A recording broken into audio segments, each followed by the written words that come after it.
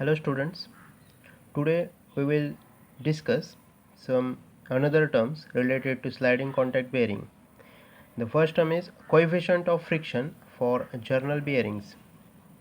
In order to determine the coefficient of friction for well lubricated full journal bearings, the following empirical relation established by Mackey based on experimental data.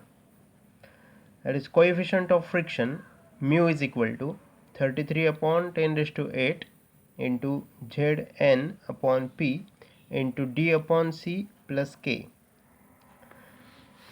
where this Z is absolute viscosity of lubricant in kilogram per meter second.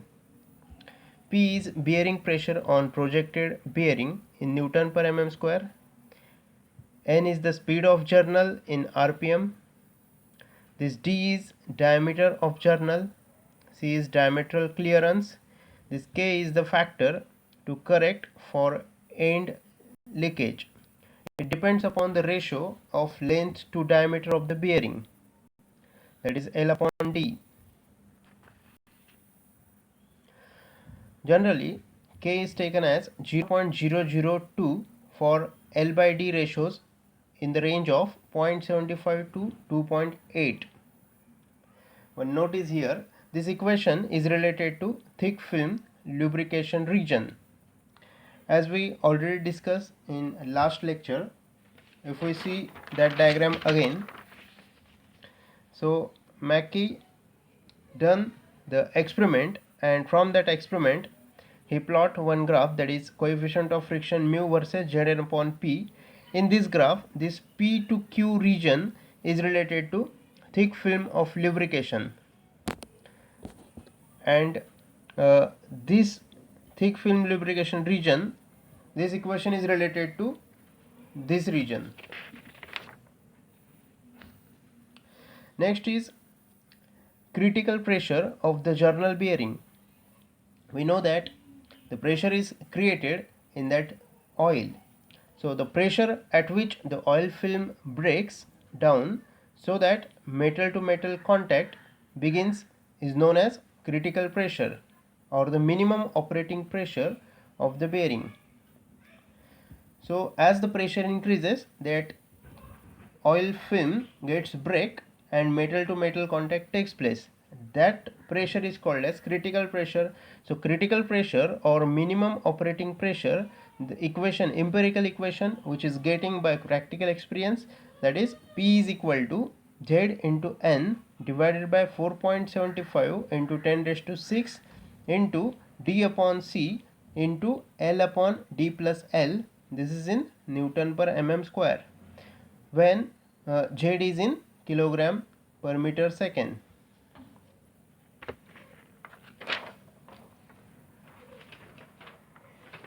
Next is, that is Sommerfeld number. This is again important equation for designing the bearing. The Sommerfeld number is also a dimensionless parameter used extensively in the design of journal bearings. Mathematically, Sommerfeld number is equal to Z into N upon P into D upon C bracket square. We already discussed these terms. For the design purposes, its value is taken as Zn upon P into D upon C bracket square is equal to 14.3 into 10 raised to 6. When Z is in kilogram per meter second and P is in Newton per mm square. So this is called as Sommerfeld number. Now in case of journal bearing, a lot of heat is generated and a lot of heat also dissipated. So first we discuss about the equation of heat generated in a journal bearing. The heat generated in a bearing is due to the fluid friction and friction of the parts having relative motion. Mathematically, heat generated in a bearing, that is represented with Q suffix G. G is for generation. So Qg is equal to coefficient of friction into load on the bearing into rubbing velocity, that is mu into W into V.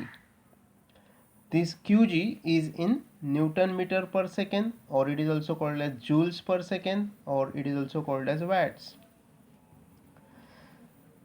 This W, that is load on the bearing, is calculated by using the equation of pressure into area, that is pressure on the bearing, which is in Newton per mm square, into projected area of the bearing in mm square. So which is equal to P into L into D. The projected area becomes L into D, and the pressure on the bearing is P. This V, that is rubbing velocity, will be find out by using the equation pi into D into N upon 60, where we substitute D is in meters and N, that is speed of journal, in RPM.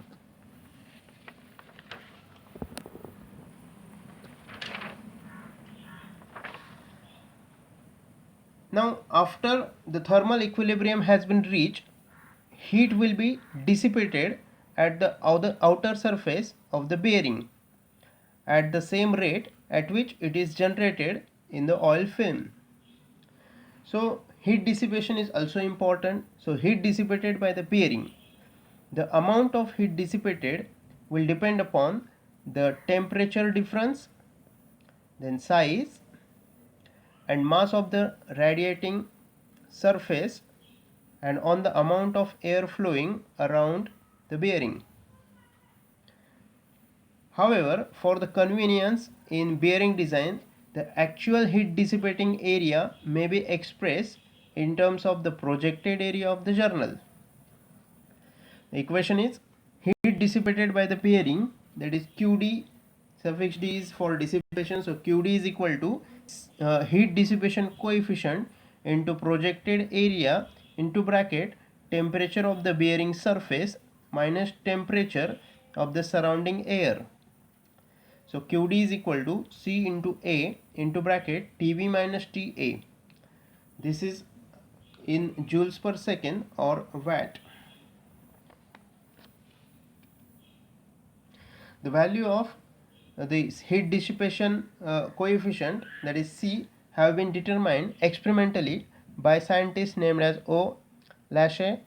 The values depends upon the type of bearing, its ventilation and the temperature difference. The average value of C in watts per meter square per degree Celsius for journal bearing may be taken as follows. First case, for unventilated bearings or still air, here we take the value of C as 140 to 420 watt per meter square per degree Celsius, and second for well ventilated bearings, which is equal to 490 to 1400 watt per meter square per degree Celsius. So this is the two different conditions. So it has been shown by experiments that the temperature of the bearing, that is Tb, is approximately midway between the temperature of the oil film, that is To, and the temperature of the outside air, that is Ta. Therefore Tb minus Ta is equal to 1/2 of To minus Ta. So in this way we discuss some important concepts which is related to the sliding contact bearing chapter, that is coefficient of friction for journal bearings, then critical pressure of the journal bearings, then Sommerfeld number, then heat generated in a journal bearing, and heat dissipated by the bearing. So here we stop. Thank you.